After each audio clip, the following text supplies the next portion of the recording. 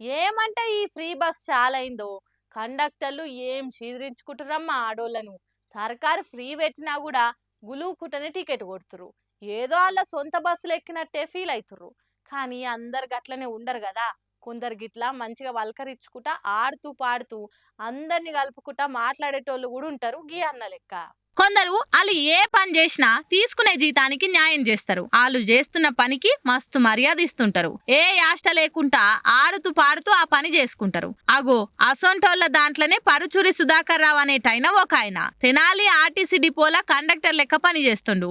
ప్యాసింజర్లు బండెక్కంగానే ఎక్కినందుకు ధన్యవాదాలు అందన్నం పెడతాడు. తర్వాత స్టాప్ వచ్చే ముంగట అందరికి నవడేటట్టు గట్టిగా చెప్తాడు. చిన్న పెద్ద అని తేడా లేకుండా అందరితోని మాట కలిసిపోతాడు.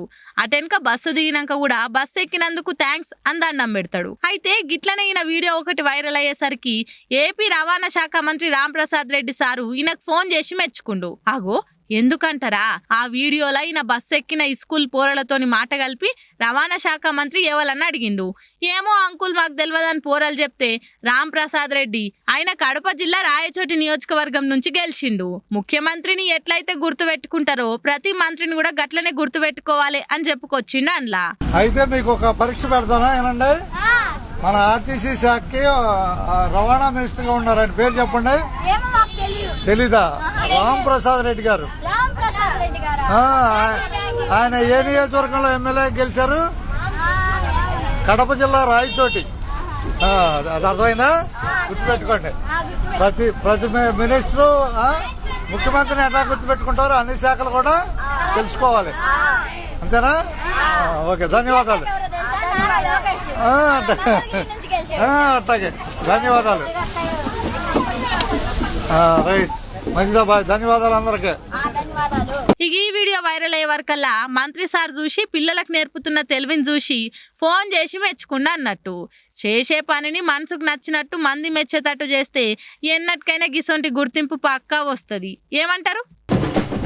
భారతదేశం నుండే మనమే మన పురాణాలు అవిటి గొప్పతనం గురించి పట్టించుకోము.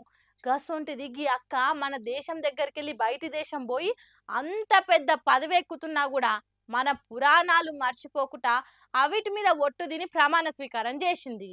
ఇగో గీ అక్కను చూస్తుర్రా, ఈమె పేరు శివాని రాజా. ఇంత చిన్న వయసులోనే బ్రిటన్ పార్లమెంట్ ఎలక్షన్లల్లా కన్జర్వేటివ్ పార్టీ తరపున లైసెస్టర్ ఈస్ట్ నుంచి ఎంపీగా పోటీ చేసి గెలిచింది. గెలిచినాక వాళ్ళతో నిమానం తినే కార్యం పెడతారు కదా.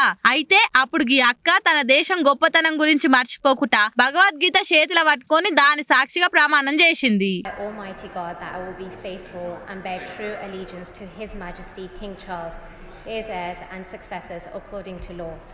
ఇక ఈ వీడియోకి ఇప్పుడు వైరల్ అవుతుండే వరకల్లా నువ్వు నిజంగా గ్రేట్ అమ్మా, ఇక్కడ ఉన్నోలే పురాణాల గొప్పతనం గురించి తెలియకుండా తీసి వాడేస్తారు. గసోంటిది నువ్వు సముద్రాలు దాటి వేరే దేశం పోయినా గానీ విలువలు మర్చిపోకుండా చేతిలో పట్టుకొని విమానం తిన్నావు చూడు. ఈడ నీ గొప్పతనము నువ్వు మన దేశానికి పురాణాలకు ఇస్తున్న విలువ అర్థమైతుంది అనుకుంటా పొగడ్తలతోని ముంచేస్తుర్రు మన పురాణాల గురించి గట్టి పట్టున్న పండితులు.